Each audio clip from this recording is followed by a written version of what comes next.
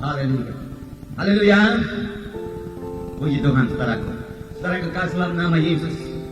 Minggu yang lalu kita mendengarkan firman Tuhan bahwasanya di dalam Yesus kita semua sudah bebas dari dosa dan bebas dari kutuk dosa.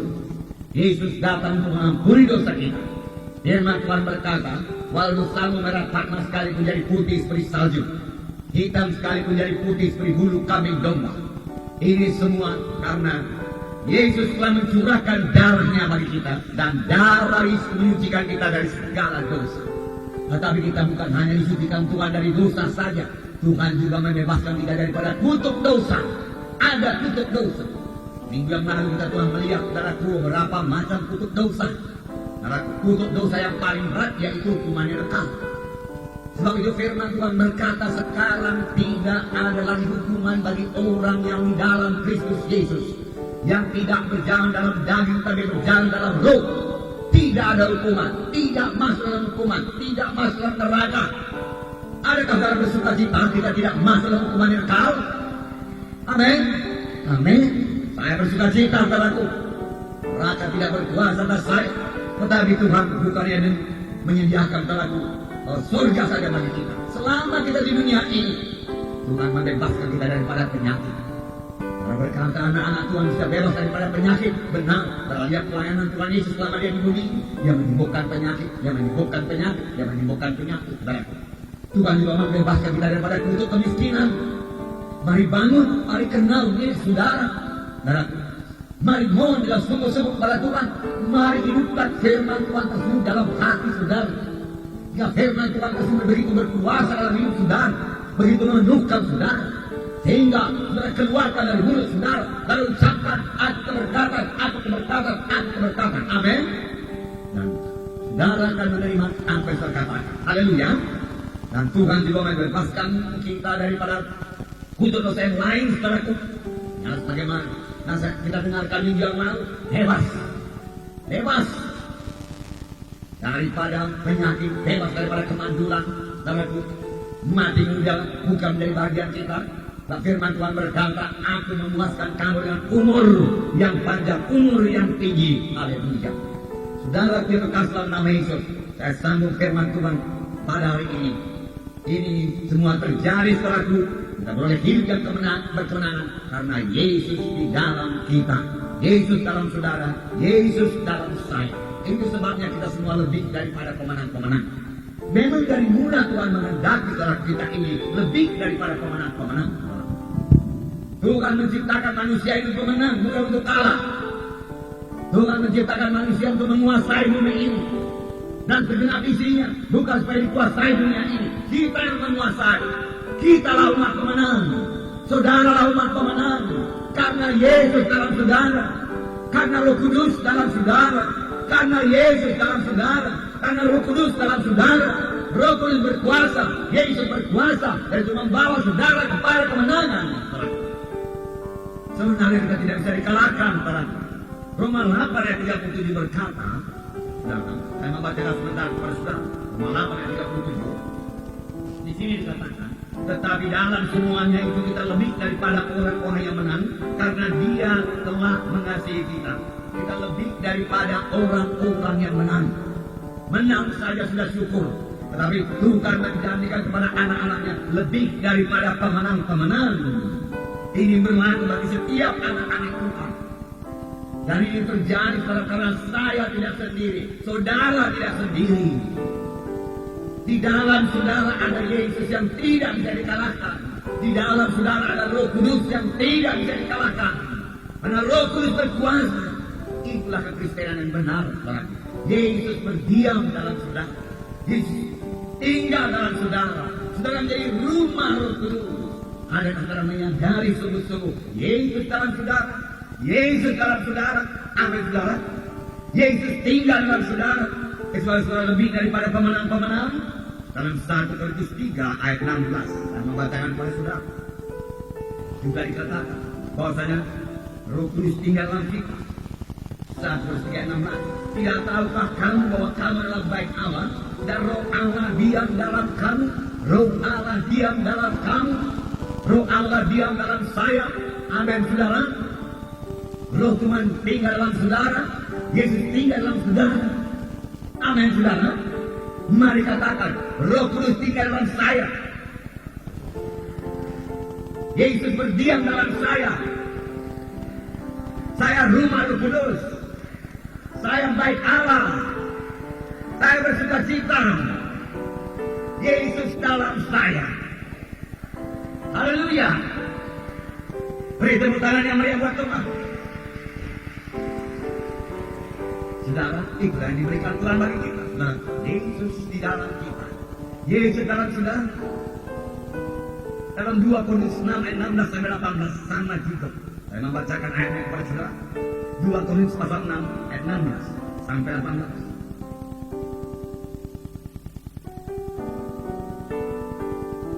Apakah hubungan baik Allah dengan berhala? Kita ini menjadi baik Allah. Kita ini menjadi rumah Allah. Yesus dalam saya, Yesus dalam saudara. Inilah kekristenan yang sejati. Bukan sekedar masuk dalam gereja, catat nama dalam gereja, tapi tidak memiliki Yesus dalam hatinya.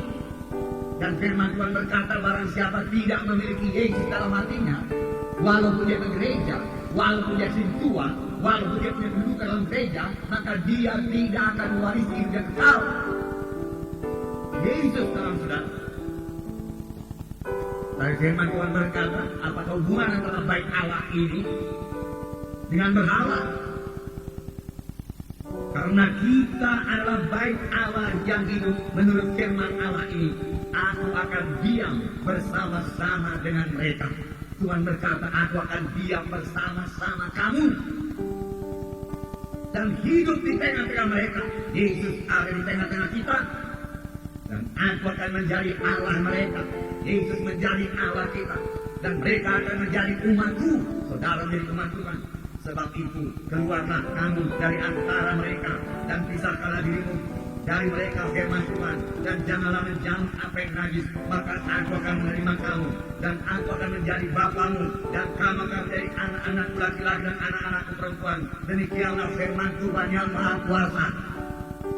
Tuhan mau menjelaskan lagi betapa eratnya persekutuan kita dengan Dia, sehingga firman Tuhan ini berkata, aku akan tinggal dalam kamu, aku bersama-sama dengan kamu.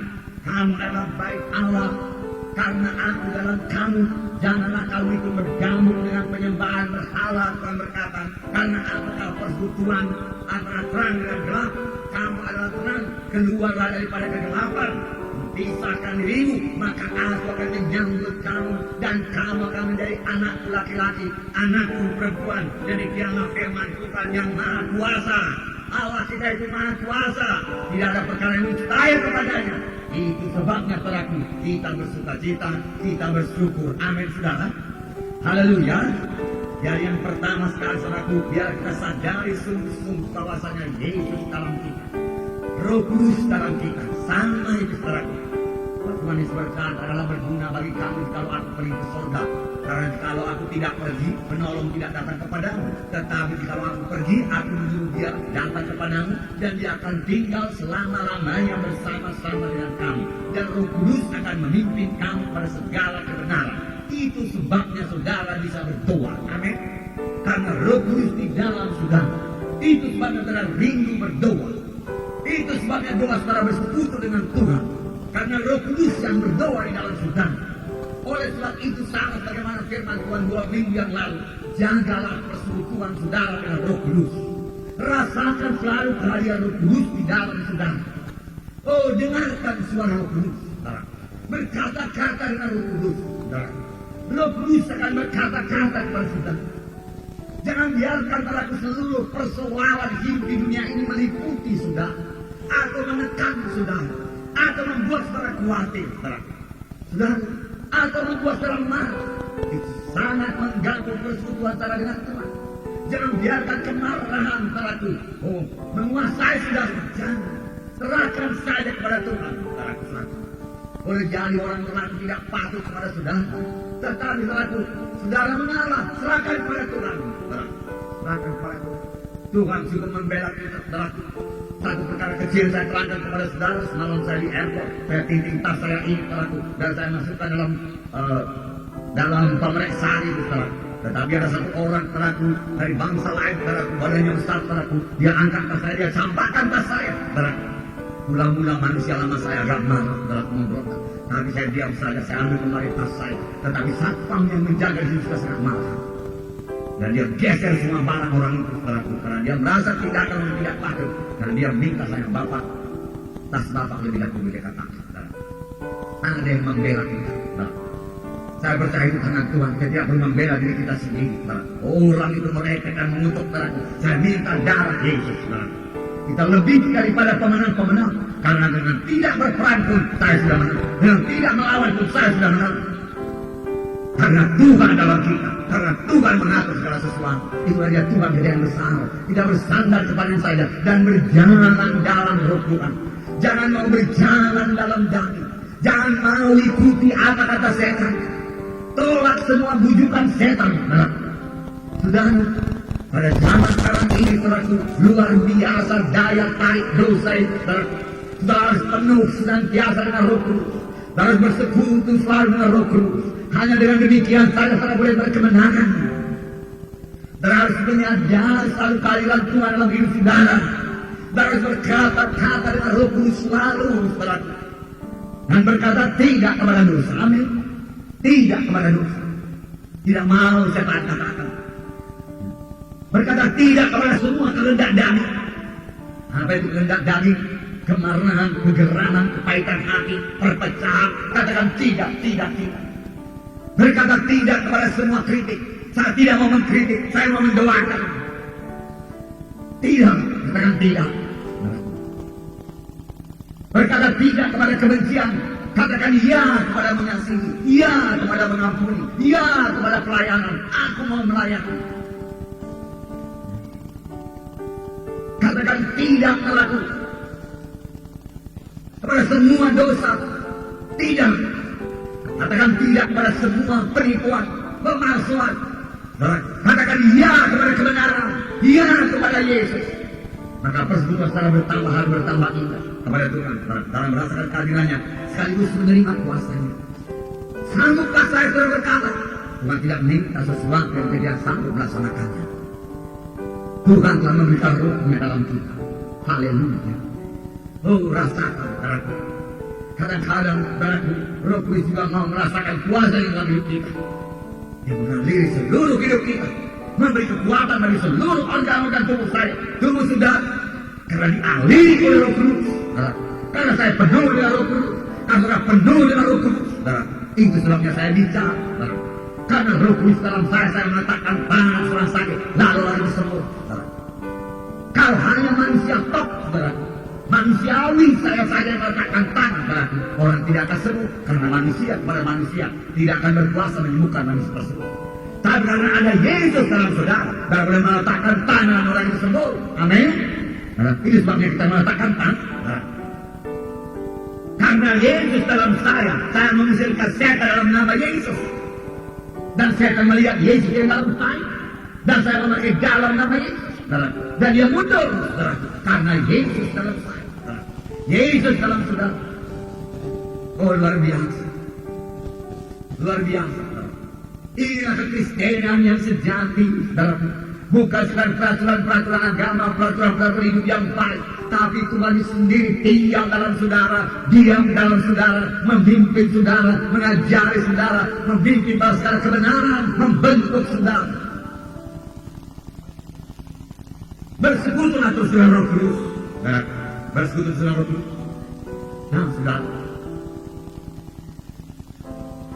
Kalau firman Tuhan, nah, saudaraku, kalau Tuhan dalam kita, saudaraku, kita juga rindu firman-Nya. Kita mau mendengar apa yang dia katakan. Kita suka, kita nantikan dia berkata-kata. Dan itu saudaraku mendorong kita untuk membuka Alkitab kita dan mulai membaca firman Tuhan. Dan biarlah firman Tuhan, bagaimana tertulis dalam buku Kolose, diam dengan limpahnya di dalam kamu. Roh Kudus akan menghidupkannya kepada saudara. Sampai janji-janji Tuhan, sampai firman Tuhan itu begitu hidup dalam saudara. Dan kalau firman Tuhan sudah begitu penuh dalam saudara, maka firman Tuhan dan janji-janji Tuhan tersebut akan selalu meluncur dari mulut saudara. akan selalu saudara ucapkan. Saudara ucapkan dan ini membawa berkat bagi saudara, membawa berkat bagi orang lain, saudaraku. Dan apa yang saudara ucapkan itu berarti itulah yang saudara percayai, dan Tuhan akan menggenapkannya dalam hidup saudara. Amin, saudara. Oleh sebab itu sebagai anak-anak Tuhan kita harus menjaga ucapan kita. Tahun-tahun yang lalu saya katakan bahwasanya iman mesti diucapkan, saudaraku.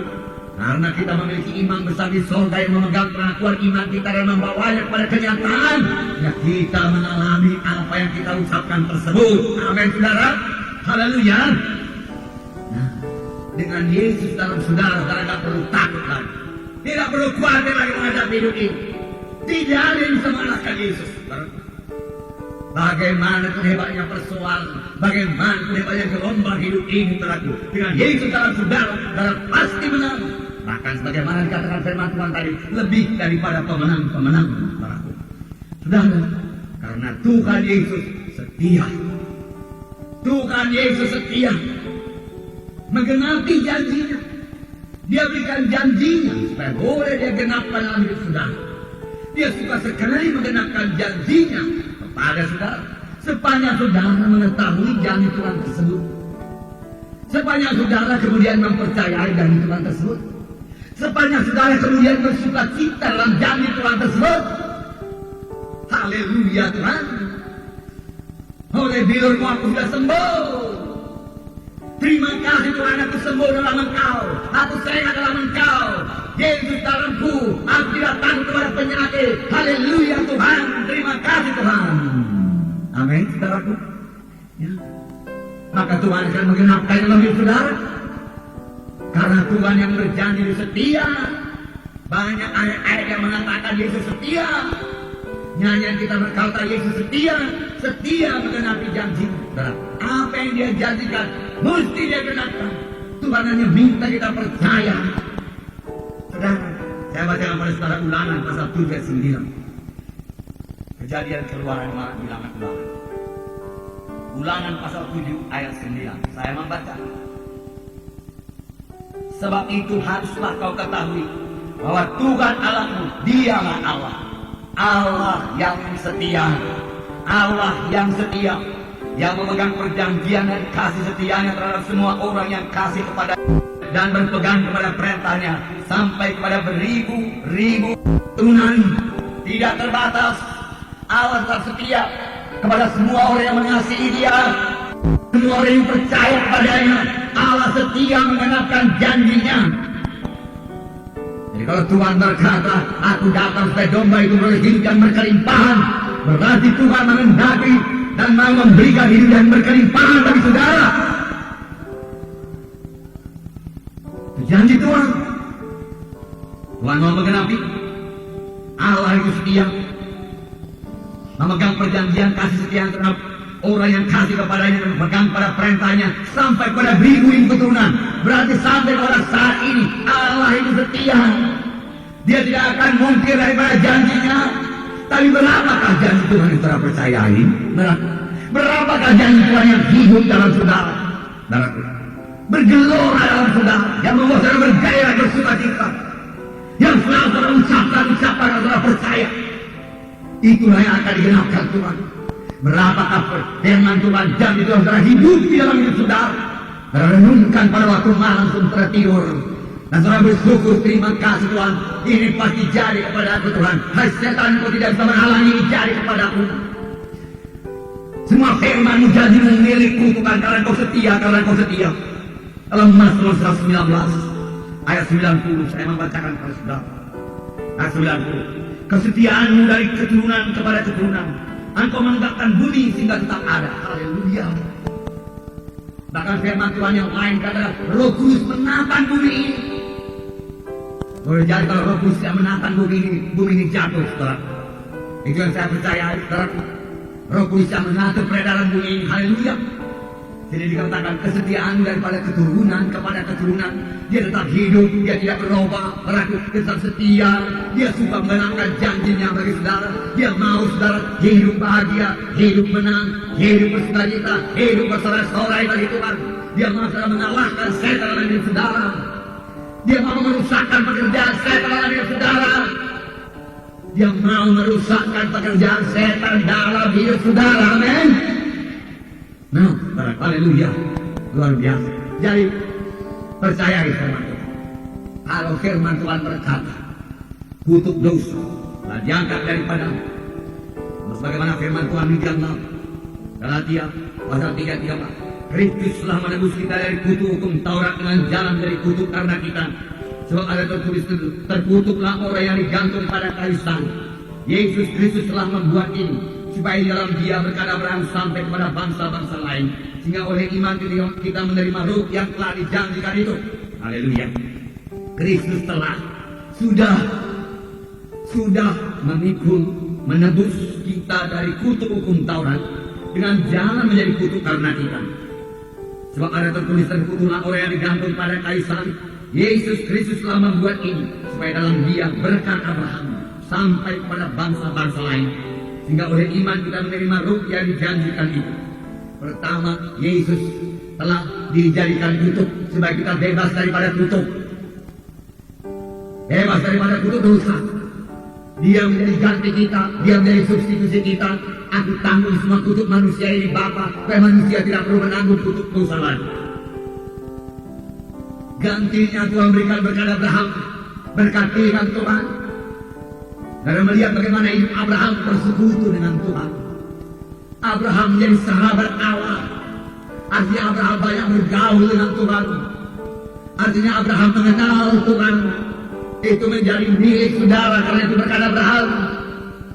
Adakah saudara intim dengan Tuhan? Adakah saudara mengingat Tuhan di pagi hari?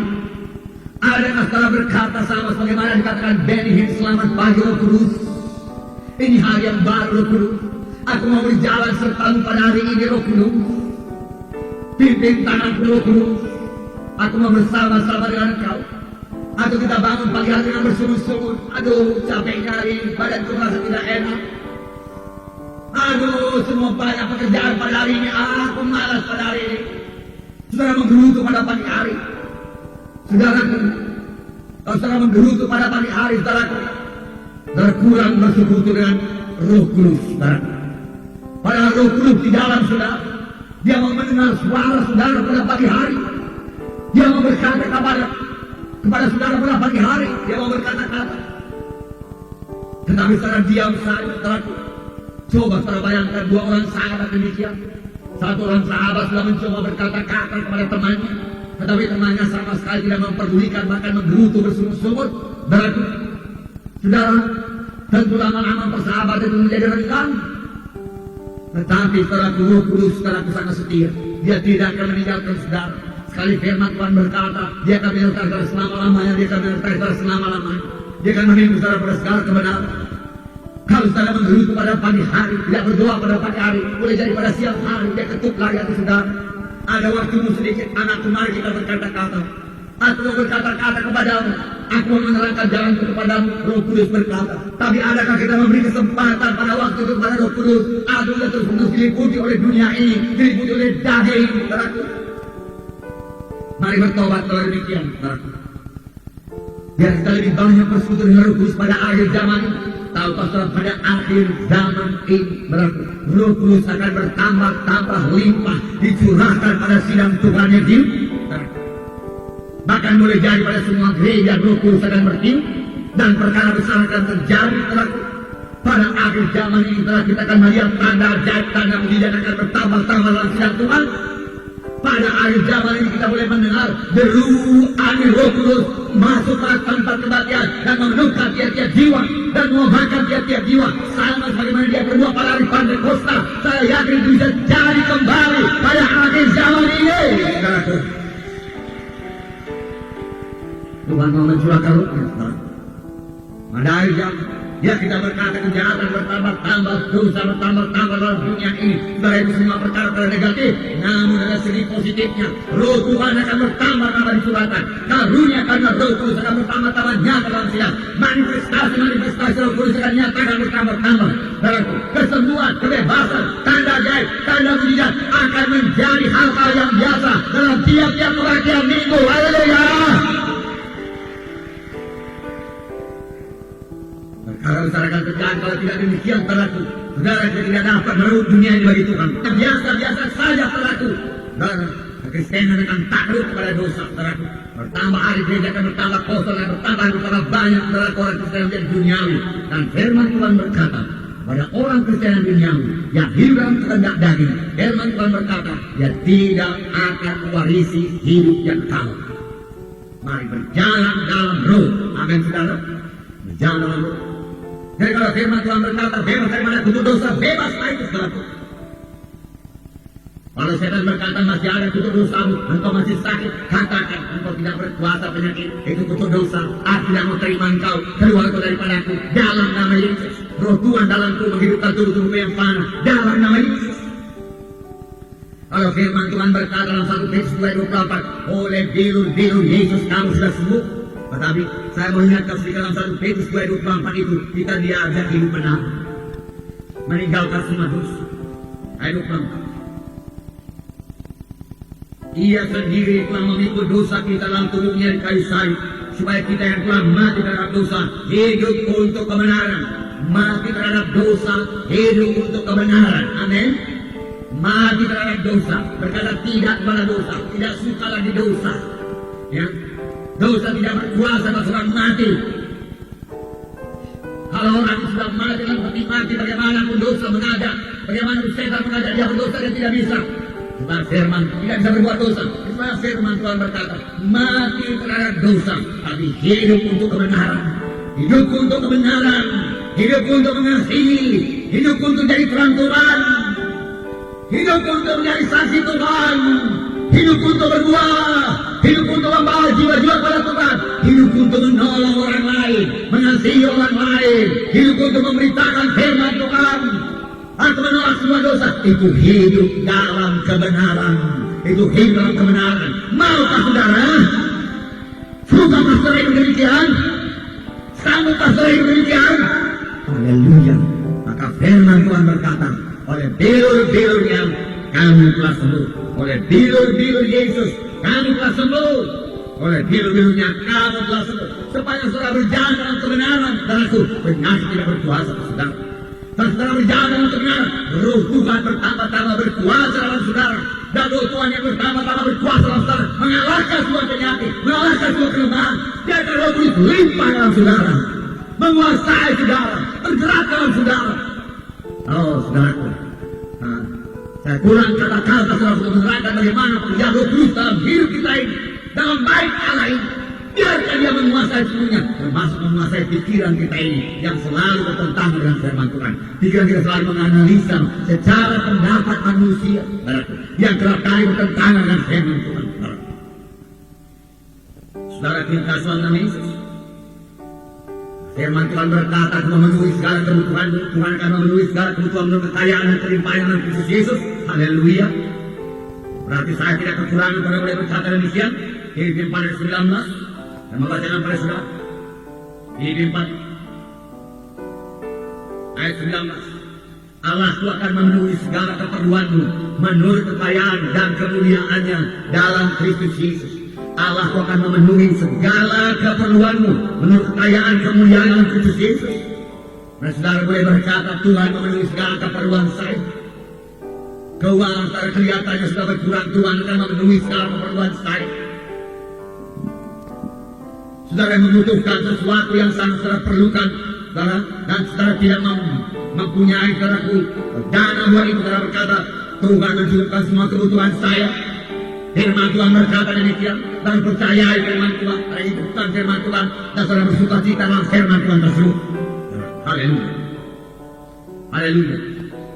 Nah saudara, firman Tuhan berkata, kamu akan menoleh kuasa apabila Roh Kudus turun ke atas kamu, dan kamu akan menjadi saksi bagiku Yerusalem, Yudea, Samaria, sampai ke ujung bumi beraku. Maka itu berarti saudara sudah menerima kuasa. Amin. Kuasa Roh Kudus ada pada saudara. Saudara sudah menerima kuasa. Kuasa Roh Kudus ada pada saudara. Kuasa Roh Kudus mengurapi saudara. Kuasa Roh Kudus memimpinkan saudara. Kuasa Roh Kudus menolong saudara pada waktu saudara bersaksi.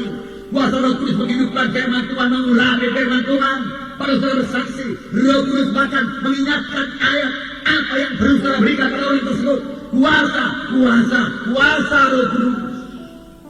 Kuasa Roh Kudus. Kamu apabila kuasa, apabila Roh Kudus turun ke atas kamu, termasuk kuasa mengusirkan setan dalam nama Yesus. Kuasa, hidup anak-anak Tuhan berkuasa.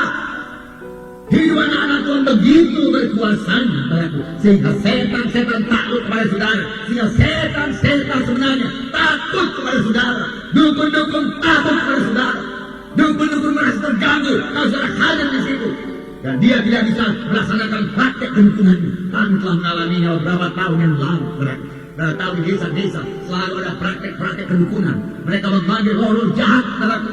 Dalam bahasa kalau dikatakan mereka berumah bego.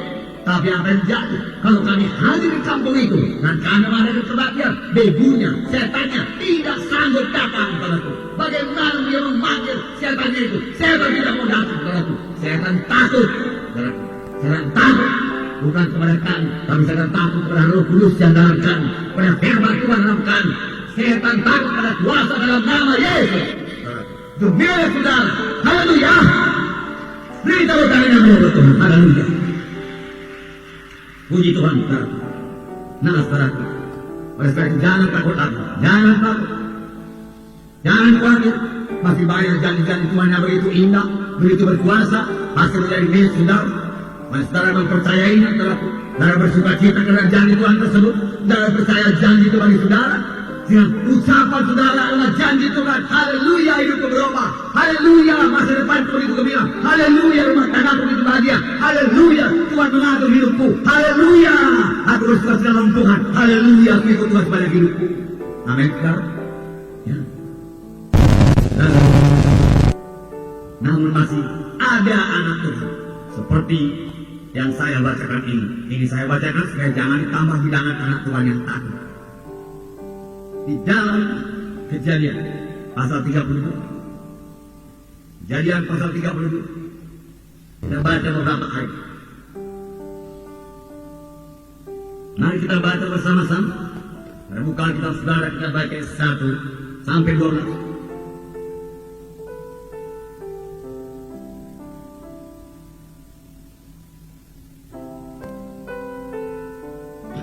Sampai 16.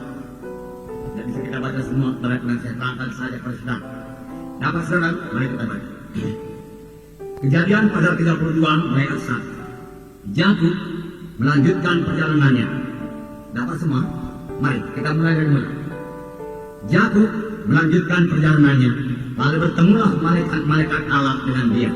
Ketika Yakub melihat mereka, berkatalah ia, ini bala tentara Allah. Sebab itu dinamainya tempat itu Mahanaim. Sesudah itu Yakub menyuruh utusannya berjalan lebih dahulu mendapatkan Esau kakaknya ke tanah Seir di daerah Edom. Ia memerintahkan kepada mereka, beginilah kamu katakan kepada tuanku, pada Esau, beginilah kata hambamu Yakub, aku telah tinggal pada Laban sebagai orang asing dan diam di sana selama ini. Aku telah mempunyai lembu sapi, keledai dan kambing domba, budak laki-laki dan perempuan, dan aku menyuruh memberitahukan hal ini kepada tuanku, supaya aku mendapat kasih tuanku. Kasihmu. Kemudian pulanglah para utusan itu kepada Yakub dan berkata, kami telah sampai kepada kakakmu, kepada Esau, dan ia sedang di jalan menemui engkau, diiringi oleh 400 orang. Lalu sangat takutlah Yakub dan merasa senang hati, maka dibaginya lah orang-orangnya yang bersama-sama dengan dia, kambing dombanya, lembu sapi dan untanya menjadi 2 pasukan. Sebab pikirnya, jika Esau datang menyerang pasukan yang satu sehingga terpuruk kalah, maka pasukan yang tinggal akan terluput. Kemudian berkatalah Yakub, ya Allah nenekku Abraham dan Allah ayahku Ishak, ya Tuhan yang telah berfirman kepadaku, pulanglah ke negeri ini serta kepada sanak saudaramu, dan aku akan berbuat baik kepadamu. Sekali-kali aku tidak layak untuk menerima segala kasih dan kesetiaan yang kau tunjukkan kepada hamba-Mu ini. Sebab aku membawanya tongkatku ini pada waktu aku menyeberangi sungai Yordan ini. Tetapi sekarang telah menjadi 2 pasukan. Lepaskanlah kiranya aku dari tangan kakakku, dari tangan Esau, so aku takut kepadanya. Jangan-jangan dia datang membunuh aku, juga ibu-ibu dengan anak-anaknya. Bukankah kau telah berfirman, tentu Tuhan akan berbuat baik padamu dan menjadikan keturunanmu sebagai pasir di laut, yang karena banyaknya tidak dapat hidup. Lalu bermalamlah ia di sana pada malam ini. Itu Kemudian diambilnya lah dari apa yang ada padanya suatu persembahan untuk Esau kakaknya, yaitu 200 kambing betina dan 20 kambing jantan, 200 domba betina, 20 domba jantan, 30 unta yang sedang menyusui beserta anak-anaknya, 40 lembu betina dan 10 lembu jantan, 20 keledai betina dan 10 keledai jantan. Diserahkannya semuanya itu kepada budak-budaknya untuk dijaga tiap-tiap kuburan tersendiri. Dan ia berkata kepada mereka, berjalanlah kamu lebih dahulu dan jagalah supaya ada jalan antara kumpulan yang satu dan kumpulan yang lain. Ayat 17. Diperintahkannya lah kepada yang paling muda, apabila Esau kakakku bertemu dengan engkau dan bertanya kepada siapakah tuanmu dan kemana engkau pergi dan milik siapakah ternak yang di depanmu itu, jawablah, milik hamba Jakob. Inilah persembahan yang dikirim kepada tuanku Esau, dan Jakob sendiri pun ada di belakang kanan. Nah,